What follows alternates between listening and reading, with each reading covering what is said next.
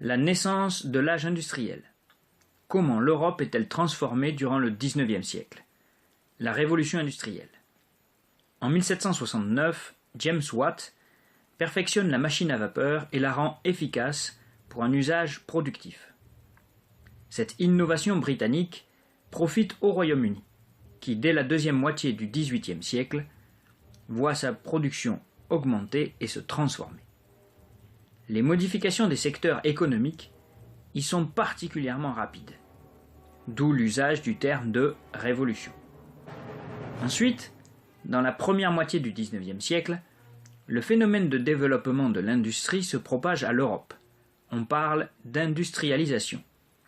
Les usines se créent, elles se différencient des manufactures car on y utilise des outils mécaniques, des machines.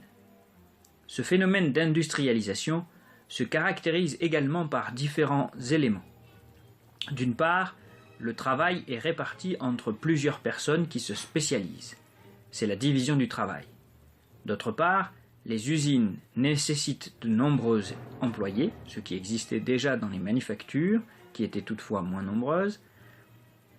Division du travail, mécanisation et importance des effectifs définissent l'industrialisation. L'expression de révolution industrielle s'emploie également pour qualifier les périodes de développement rapide de l'activité productive au XIXe siècle. La première révolution industrielle est marquée par l'usage du charbon, qui permet d'alimenter les machines et les progrès des usines textiles, c'est-à-dire de tissus, grâce à la machine à vapeur, la métallurgie du fer, qui va permettre l'essor du chemin de fer. Les mines se développent et vont permettre l'essor industriel. La deuxième révolution industrielle, à partir de 1870, est favorisée par de nouvelles sources d'énergie, le pétrole et l'électricité.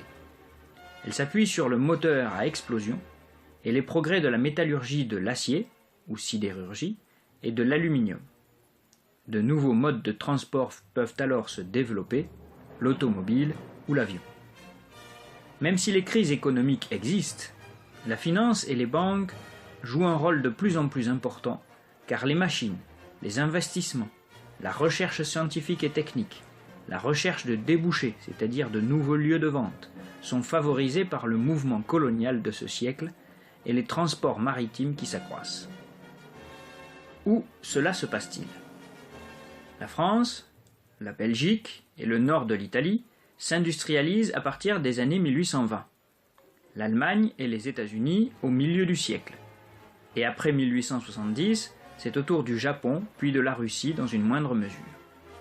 L'Angleterre perd son rang de première puissance industrielle vers 1880, l'Allemagne domine désormais. Les paysages sont modifiés. Les villes augmentent en superficie et surtout en nombre d'habitants. Cela ne signifie pas que tout le monde vit en ville. La France reste majoritairement rurale jusque dans les années 1930, alors que l'Angleterre est majoritairement urbaine dès 1851. Néanmoins, la croissance urbaine existe, elle est alimentée par l'exode rural des paysans pauvres, chassés par les transformations de l'agriculture. Plus généralement, la population des pays d'Europe de l'Ouest augmente fortement du fait de l'accroissement naturel. La mortalité diminue, les épidémies reculent, puis la médecine progresse, alors que la natalité reste élevée. Cependant, toutes les régions ne sont pas également touchées. Les régions qui ne se développent pas économiquement voient leurs habitants émigrer, notamment vers les États-Unis, comme les Irlandais au milieu du siècle. Dans les villes, les usines créent de nouveaux quartiers, peuplés d'ouvriers, de populations laborieuses, pauvres, de prolétaires.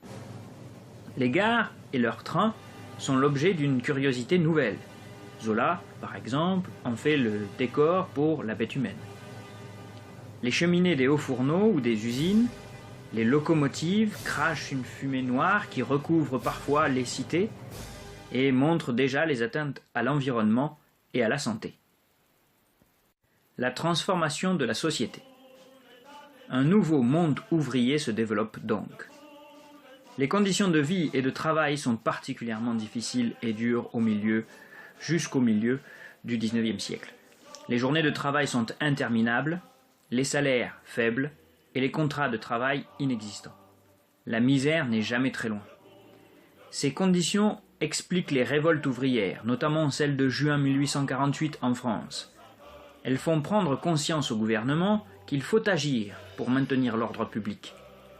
Les premières mesures sociales sont prises et la condition ouvrière s'améliore lentement, même si les crises peuvent remettre en cause les quelques droits acquis. Le droit de grève, de se syndiquer pour défendre ses intérêts, sont accordés progressivement. Femmes et enfants travaillent, car le salaire du père de famille ne suffit pas.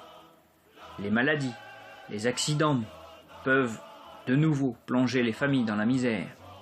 Mais le travail des enfants recule peu à peu.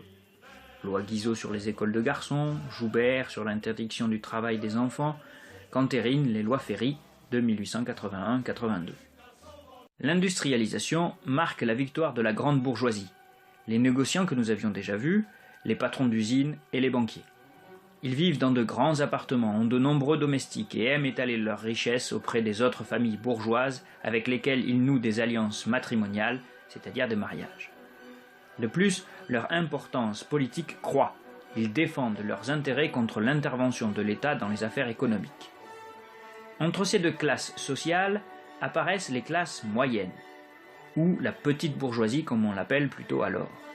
Elles sont constituées par les commerçants ou employés des grands magasins qui voient le jour, les fonctionnaires et les professions libérales. Souvent issues du monde ouvrier, elles cherchent à s'en distinguer et s'élever socialement. La naissance de l'âge industriel.